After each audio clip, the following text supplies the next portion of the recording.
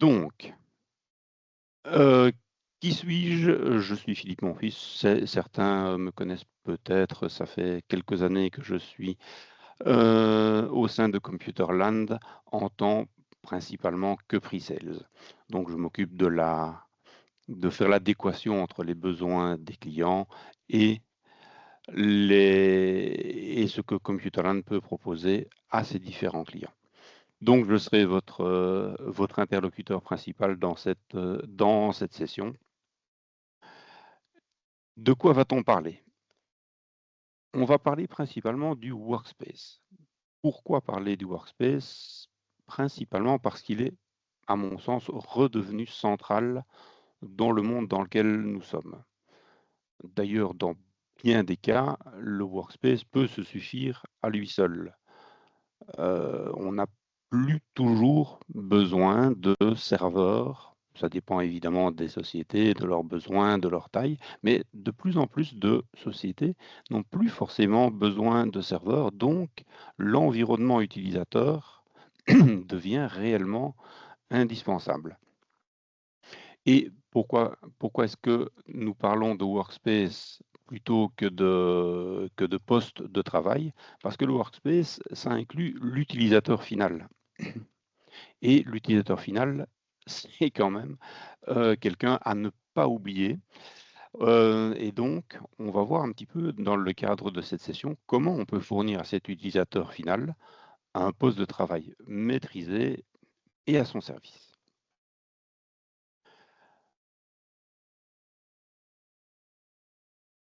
Donc, si vous le permettez, je vais juste commencer avec quelques constats que nous faisons, hélas, parfois trop fréquemment lorsque nous visitons les PME belges ou luxembourgeoises.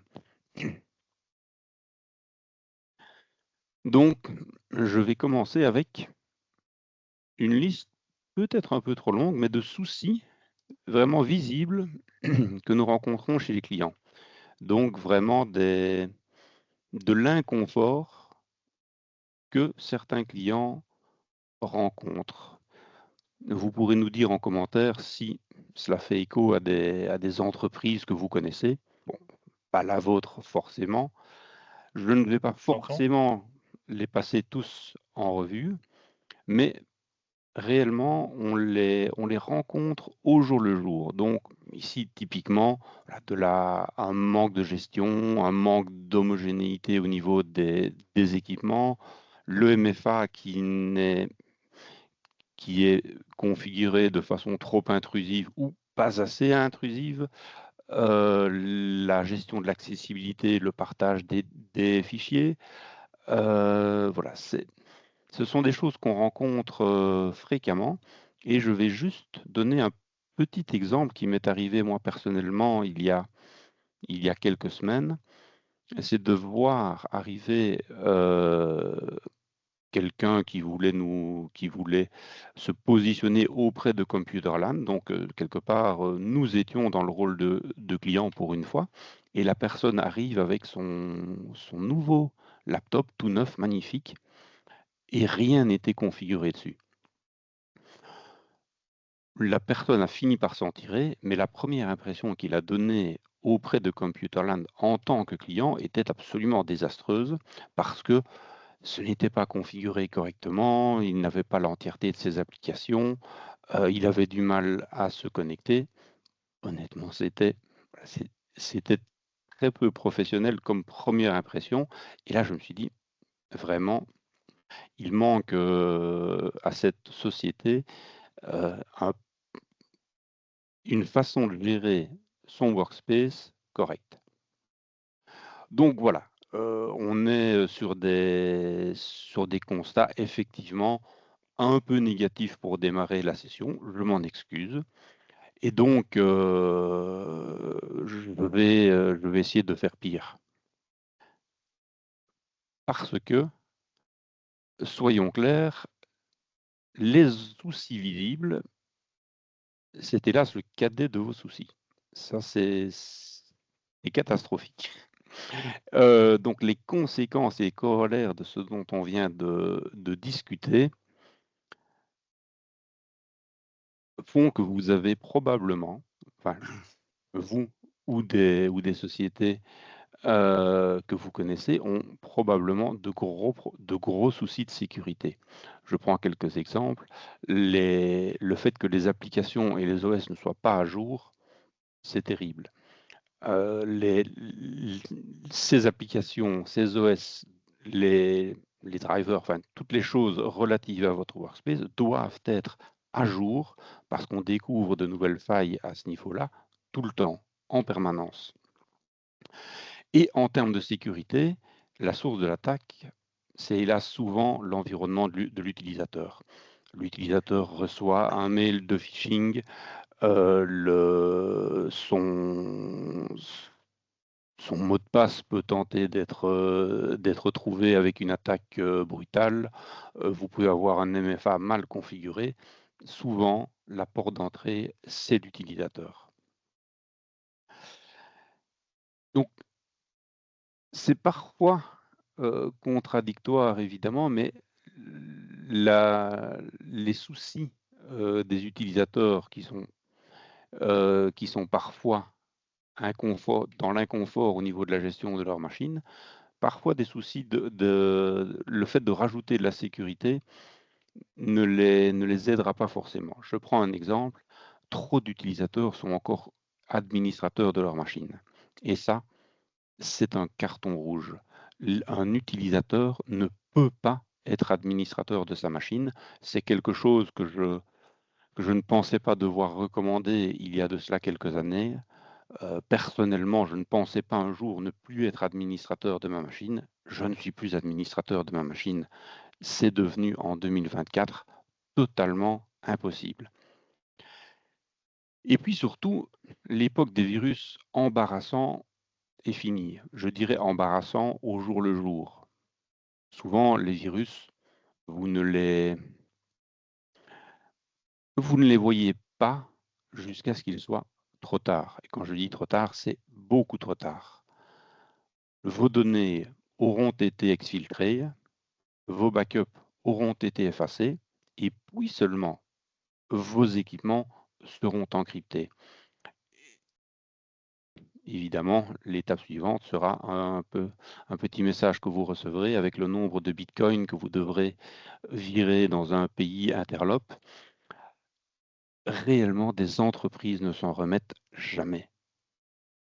On intervient plusieurs fois par mois chez des entreprises attaquées et je suis navré de dire que ce n'est souvent pas beau à voir. Donc, c'est pour ça que je dis, des soucis invisibles sont souvent le pire et votre réputation va en souffrir, voire carrément la survie de l'entreprise. Un dernier souci que je mets, c'est le fait que vos licences Microsoft 365 sont souvent mal rentabilisées. Fondamentalement, au bout du compte, c'est relativement véniel comme problème. Je vais juste faire une parenthèse additionnelle pour parler de l'usurpation de votre identité mail. Si on ne vous en a pas encore, si on ne vous en a pas encore parlé, je vais quand même vous faire un pari, c'est que il y a 75% de probabilité que pour l'ensemble des personnes qui sont ici avec nous, je vous parie que je peux, avec vous, envoyer un email depuis l'adresse professionnelle de quiconque dans votre entreprise avec un contenu quelconque vers votre adresse email privée. Honnêtement, contactez-moi ou alors vous pouvez aller voir sur une page que je vous communiquerai en commentaire. Vous pouvez tout à fait faire le test pour voir si votre société est sécurisée. En pratique, hélas, dans 7 à 8 fois, dans 70 à 80% des cas, votre infrastructure mail, je dirais c'est plutôt au niveau du DNS que le problème se situe, mais n'importe qui peut hélas envoyer des mails à votre insu. OK? Donc, la bonne nouvelle, c'est que les solutions existent. Ah! Ça, c'est une bonne nouvelle. La mauvaise nouvelle, c'est qu'elles sont par contre vachement multiples. J'ai déjà vu sur le marché des partenaires ou des sociétés qui prétendaient avoir une solution unique. À mon sens, on a là affaire à des charlatans parce que la solution unique, moi, ça fait des années que je la cherche. Je n'ai jamais trouvé quoi que ce soit, ce que j'appelle un smoking gun, l'arme ultime, elle n'existe pas. Donc, vous allez devoir acquérir et maîtriser toute une série de technologies pour permettre à l'environnement de travail de vos utilisateurs d'être en sécurité. Mais ça veut dire des outils de gestion du parc, des outils de gestion fine de l'identité, des outils de sécurisation avancée des postes de travail, des outils de sécurisation des communications. Là, on parle d'anti-spam, d'anti-phishing, on parle de DMARC, de DKIM, des solutions de sauvegarde, évidemment, à côté, qui vont quand même avec parce qu'on n'est jamais 100% protégé.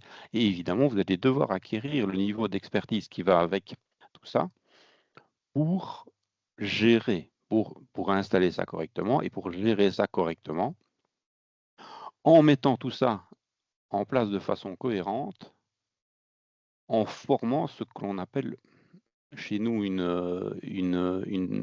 baseline, donc définir un niveau de sécurité le plus adéquat possible. Et évidemment, pour cela, vous allez devoir disposer des ressources et du temps nécessaire. Donc, mettre en place tout ça de façon cohérente forme ce que nous appelons le concept de Managed Secure Workspace. Le workspace doit être géré et il doit être sécurisé. Et on ne peut pas faire ça une seule fois et se dire, OK, nous sommes à l'abri. On est dans le domaine de, je dirais, on est en 2024, la sécurité est devenue, hélas, très importante. On ne peut pas se dire en sécurité, se dire, voilà, je suis bon pour les 3 ans qui viennent. Ça, hélas, ce n'est plus possible. Donc, fondamentalement, de quoi parle-t-on? Ben, on parle fondamentalement simplement de la mise en place de façon rigoureuse de tous les outils dont on vient de discuter, tout en s'assurant encore une fois que le niveau reste constant. On doit pouvoir mettre l'environnement de travail des utilisateurs à un niveau de sécurité donné, maximal tout en restant raisonnable, mais on doit s'assurer que le niveau reste constant. Donc, les règles de bonne pratique doivent s'adapter en conséquence.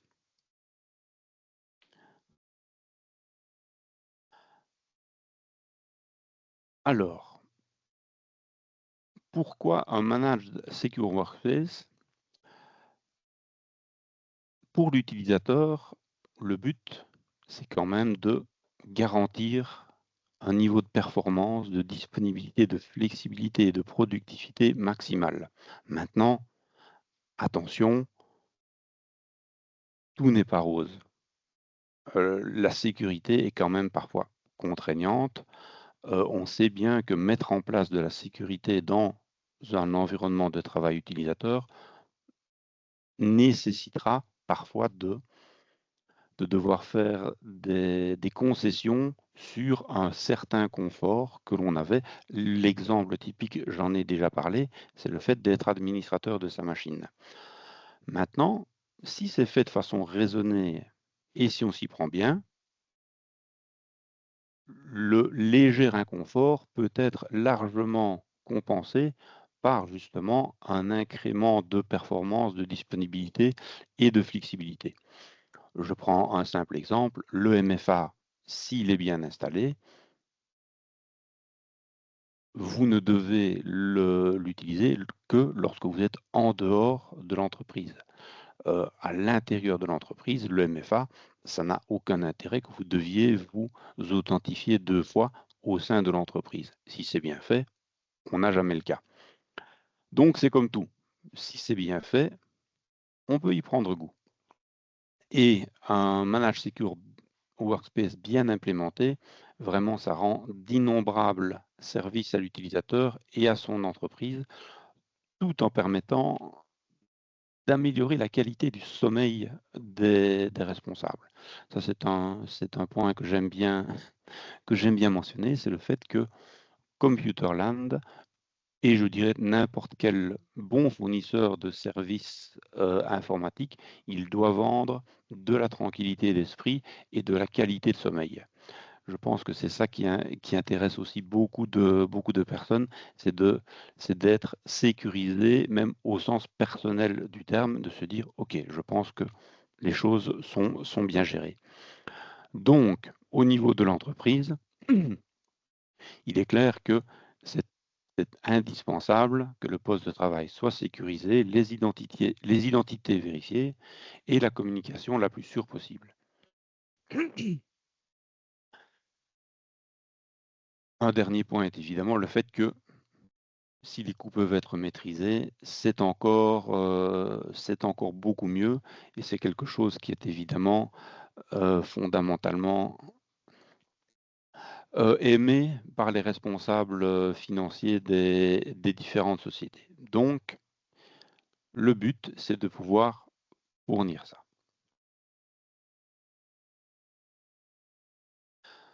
Donc, nous avons vu le pourquoi, on a vu les solutions à mettre en place. Nous allons maintenant pouvoir nous intéresser au comment. Encore une fois, j'insiste sur le niveau de maintenir le niveau de sécurité et de gestion. Donc, comment peut-on mettre en place et comment peut-on maintenir un environnement de travail utilisateur sécurisé et bien géré? La première façon, c'est très simple, c'est par vous-même. Vous pouvez tout à fait disposer d'une équipe compétente, disposer des outils nécessaires, s'assurer que les personnes soient formées à ces outils et je conseille quand même de disposer d'une forme de coaching, histoire d'éviter les principaux écueils et les trous dans la route que vous pouvez rencontrer. C'est quelque chose de tout à fait raisonnable. Évidemment, bon, vous me voyez venir.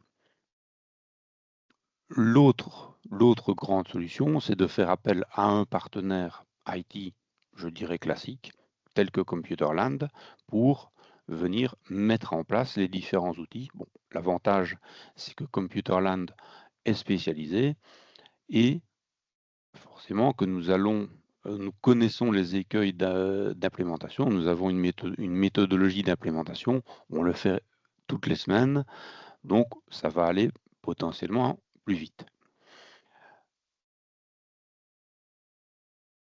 Une troisième solution est, vous pouvez passer par un partenaire de type Managed Services Provider, ce que l'on appelle un MSP. Ça, c'est la nouveauté que Computerland a mis en place et dont je vais quand même vous parler dans les quelques minutes qui viennent. Je vais quand même faire une parenthèse pour dire que tous les outils dont j'ai parlé dans le slide précédent, il y a quand même une excellente nouvelle, c'est que vous les avez probablement. Si vous avez souscrit à un contrat Microsoft 365 de type, on va dire Microsoft 365 Business Premium que nous vendons énormément, vous avez quasiment tous les outils. Si vous avez du Microsoft 365 E3, vous avez quasiment tous les outils. Si vous avez du Microsoft 365 E5, là, vous avez tous les outils et bien plus.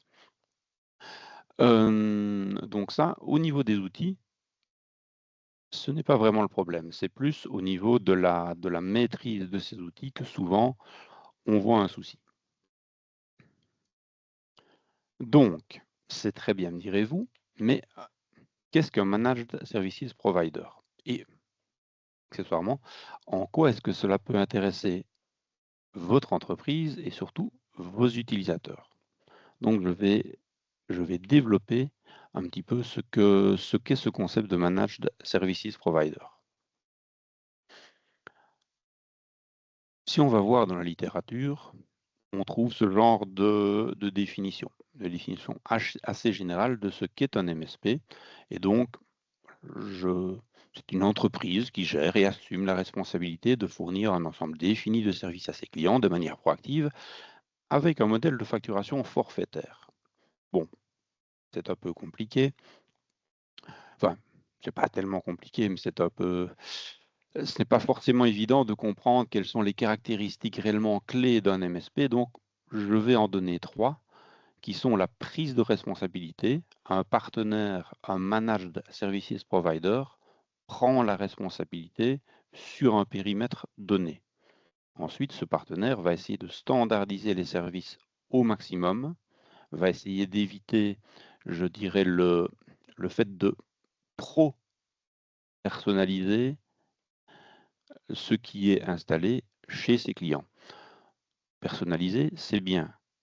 Trop personnalisé, le problème, c'est que on en arrive pour le gestionnaire IT qui a toute une série de clients. Au bout du compte, il ne sait plus forcément toujours, même s'il essaye de documenter un maximum, il ne sait plus forcément toujours quelles sont exactement les petites spécificités qui ne sont pas forcément indispensables, qui ont été mises chez les clients. Donc la standardisation peut réellement être un bien. Le troisième point, évidemment, c'est la proactivité, parce que le MSP, comme on disait, prend la responsabilité. Donc, son but est de faire en sorte que tout aille pour le mieux chez le client. Et ça, c'est quelque part la promesse du MSP, c'est qu'il dit, je vais faire en sorte que vous ayez le moins d'incidents possible et je vais le faire de la façon la plus proactive possible parce que c'est à intérêt mutuel. Pourquoi? Parce que nous faisons une facturation forfaitaire la plus basse possible et donc nous avons intérêt à ce que tout aille pour le mieux. Les avantages pour vous, c'est un gain de temps et de productivité. C'est le fait que vous ayez un partenaire qui a une expertise pointue et donc vous lui déléguez la gestion de cette expertise et le partenaire MSP, quelque part, mutualise cette expertise pour l'ensemble de ses clients, plutôt que chacun de ses clients devoir acquérir l'expertise pointue. Et on sait que ça devient de plus en plus compliqué. En 2024, la technologie est fondamentalement plus compliquée qu'il y a 10-15 ans. Le cloud devait faciliter tout. Oui, le cloud facilite tout en termes d'utilisation pour l'utilisateur final. Par contre, pour la gestion et la sécurisation surtout d'une solution connectée avec le cloud, c'est là que ça devient fondamentalement compliqué si on veut bien le faire. Un troisième point, un troisième avantage, la prévisibilité des coûts. Vous savez, avec un prix par utilisateur par mois ou par unité par mois, quelle que soit l'unité que l'on utilise dans le cadre d'un service de type Managed Services, vous avez des coûts prévisibles, que ce soit par utilisateur dans le cas qui nous occupe principalement, mais si on va plus loin, ça peut être un coût par, par serveur, par giga de stockage. Voilà, il y a 36 façons d'avoir une prévisibilité des coûts dans un modèle MSP. Et encore une fois, j'en parlais tout à l'heure, la tranquillité d'esprit.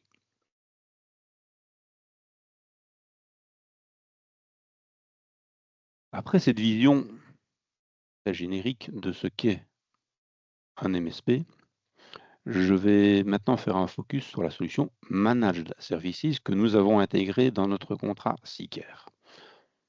Vous me voyez peut-être arriver depuis un petit temps, mais évidemment, Computerland a défini,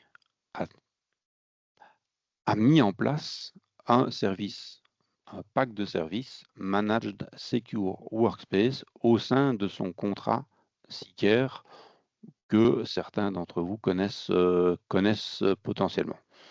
Je fais juste une petite parenthèse ici. Ça ne remplace pas les services existants que nous pouvons proposer de façon classique dans le cadre de notre contrat de maintenance. Le contrat de maintenance Seeker que nous proposons est un contrat que je vais appeler classique en co-management, c'est-à-dire que nous gérons de façon conjointe, Computerland et nos clients, nous gérons de façon conjointe un environnement sur un périmètre donné. Dans le cadre de Managed Services, on fait un peu la même chose, mais la façon de délivrer est fondamentalement différente en ce sens que nous prenons une responsabilité beaucoup plus importante sur le paramètre défini. Et pour être sur un point qui est évidemment crucial, c'est que par exemple, sur ce périmètre défini, la logique est que le client n'ait plus forcément les droits d'administration. Pourquoi? Parce que Computerland veut être certain que seules les personnes habilitées puissent faire des modifications sur le périmètre défini. Ça, c'est quelque chose que Computerland n'avait jamais fait jusqu'ici, mais que nous introduisons dans la problématique. Et c'est réellement à l'intérêt de tout le monde, nous en sommes persuadés. Donc,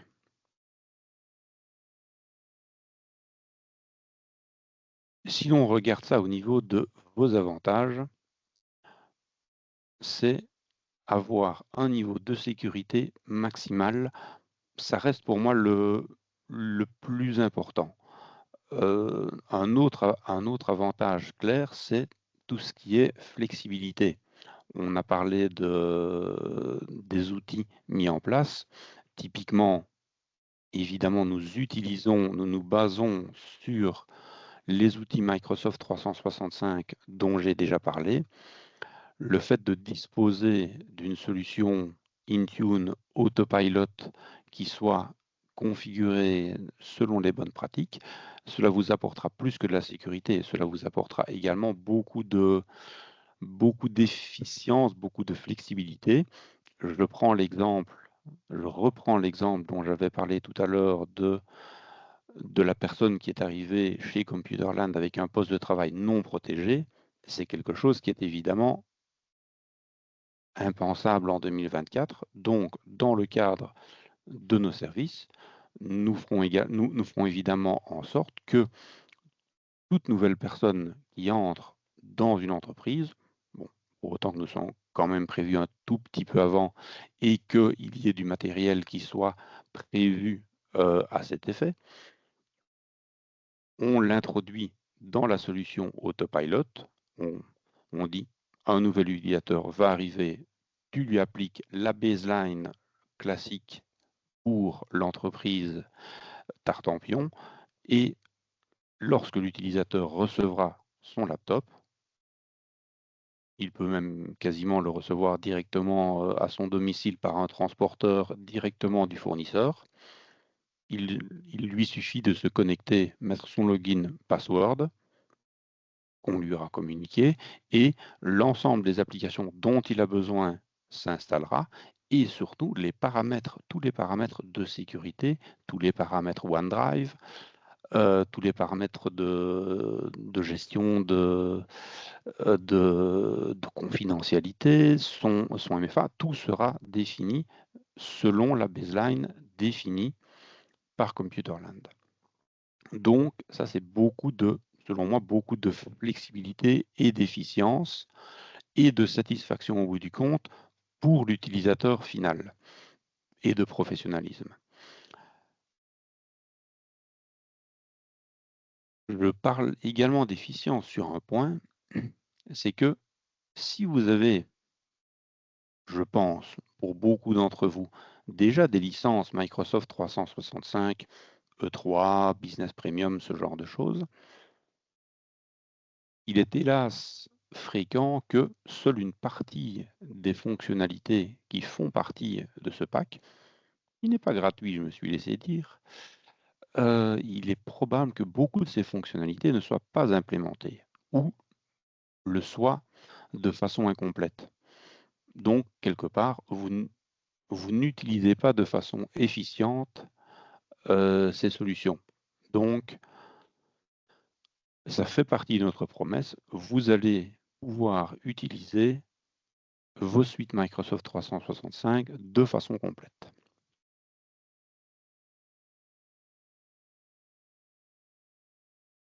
OK, c'est bien, mais en pratique?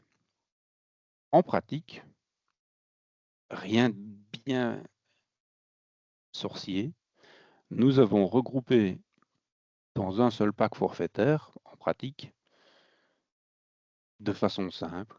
On facture par utilisateur Microsoft 365 et on a inclus fondamentalement tout ce dont on vient de parler. Donc, la configuration des postes de travail selon une baseline, donc selon un niveau de sécurité donné, l'optimisation des politiques de sécurité selon les bonnes pratiques et voilà, vous fournir une solution où vous récupérez une visibilité maximale sur l'ensemble du parc de vos postes de travail. Évidemment, on fera la surveillance, on fera la détection et la réponse de tout problème potentiel qui ferait que vos utilisateurs ne puissent plus travailler. On va évidemment s'assurer que tout soit à jour le plus au mieux. Bon, évidemment de façon maîtrisée. Le but n'est pas de tout mettre à jour de façon sauvage, mais ça fait aussi partie de, je dirais, de notre expertise, de savoir quoi mettre à jour, dans quel ordre, dans quel ring, entre guillemets.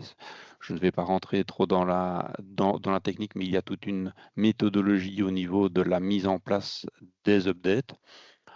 Très important, la gestion de l'identité, ça c'est quand même le point sur lequel je n'insisterai jamais assez, c'est que l'identité de vos utilisateurs, c'est l'alpha et l'oméga d'une infrastructure bien pensée au niveau de la gestion du workspace. Votre identité, il n'y a pas grand-chose de beaucoup plus important, si ce n'est éventuellement les données qui sont liées à votre entreprise, mais souvent les deux problématiques sont liées.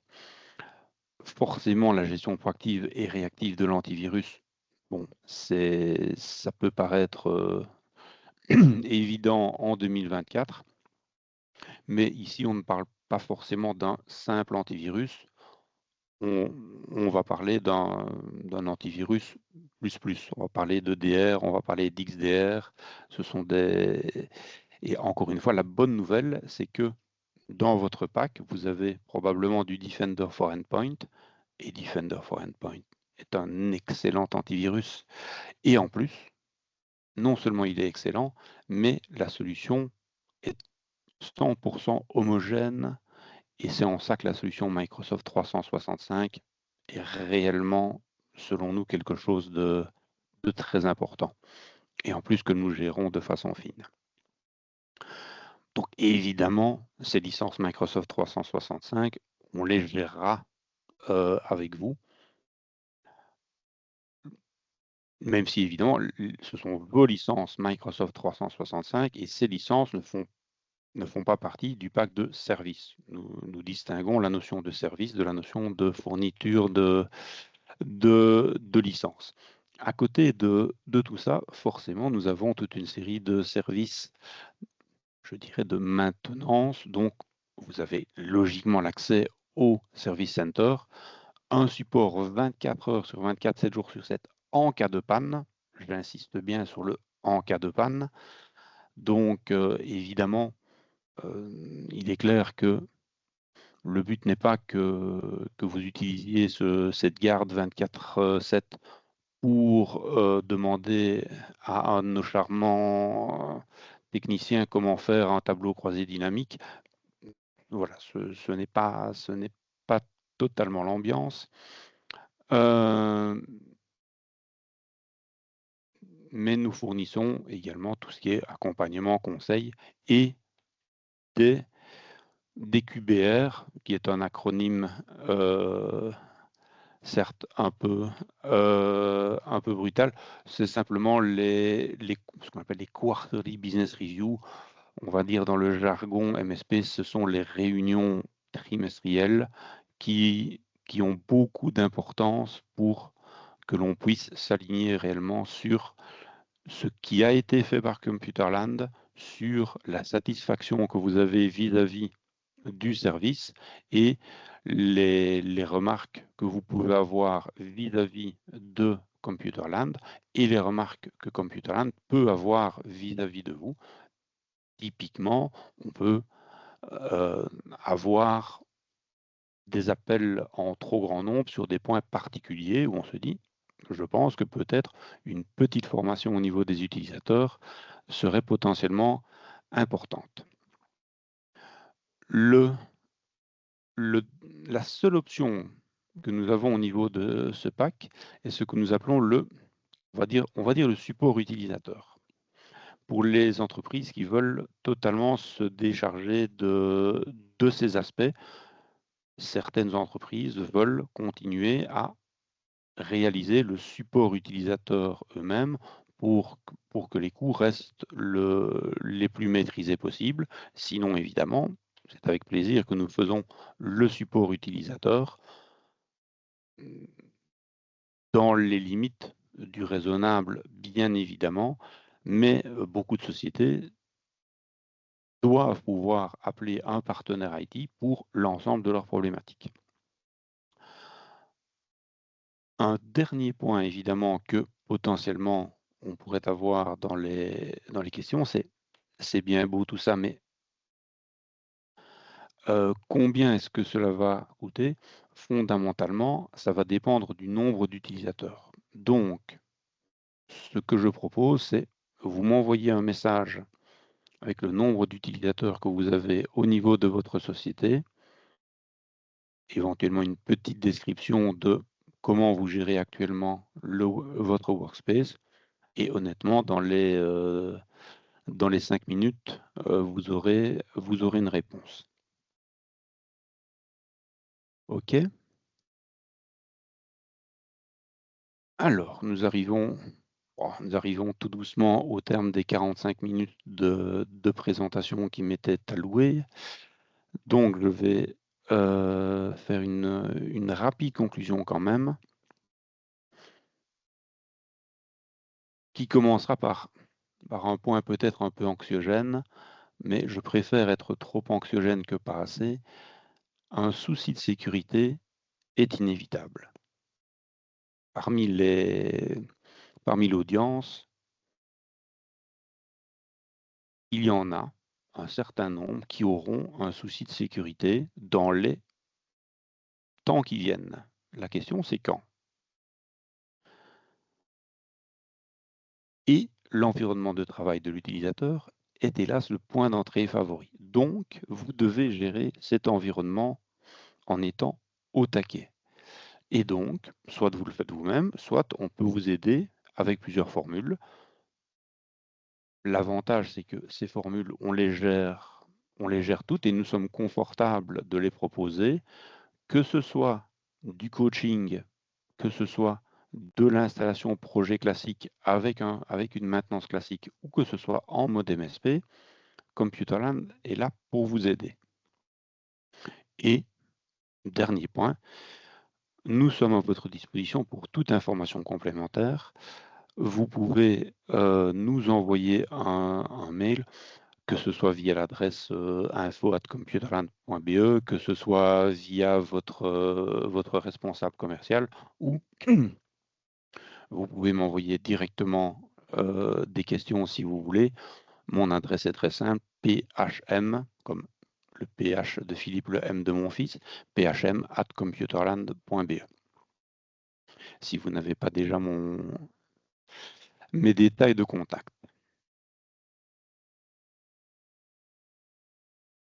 Ici, je vais quand même, juste avant la séance de questions-réponses, me permettre de vous rappeler les prochains Coffee Call. Donc, il y en aura le 3 octobre, le 10 octobre et le 24 octobre. Le 3 octobre, ce sera l'évolution technologique et fonctionnelle de NAV vers Business Central pour ceux qui sont intéressés par le sujet ERP. Le 10 octobre, on restera dans un sujet ERP plutôt orienté, je dirais food and drinks, donc pour les sociétés qui sont dans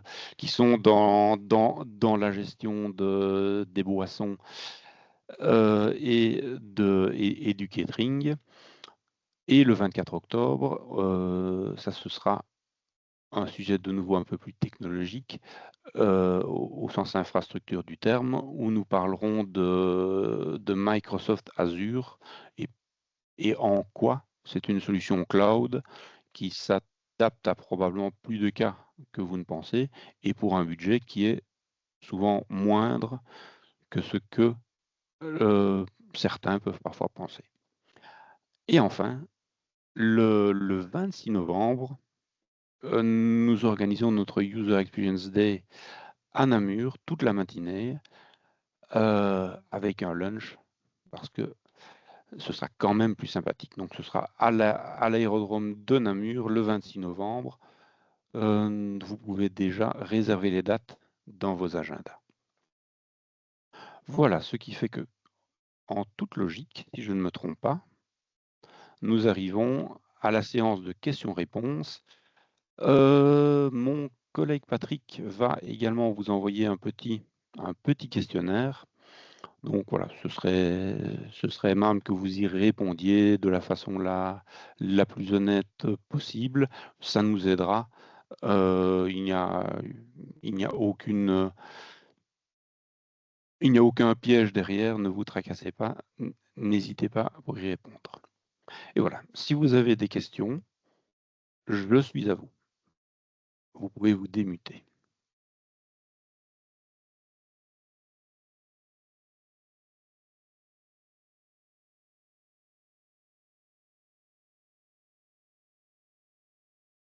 Et si vous n'avez pas de questions, c'est très bien aussi. J'espère que c'était clair.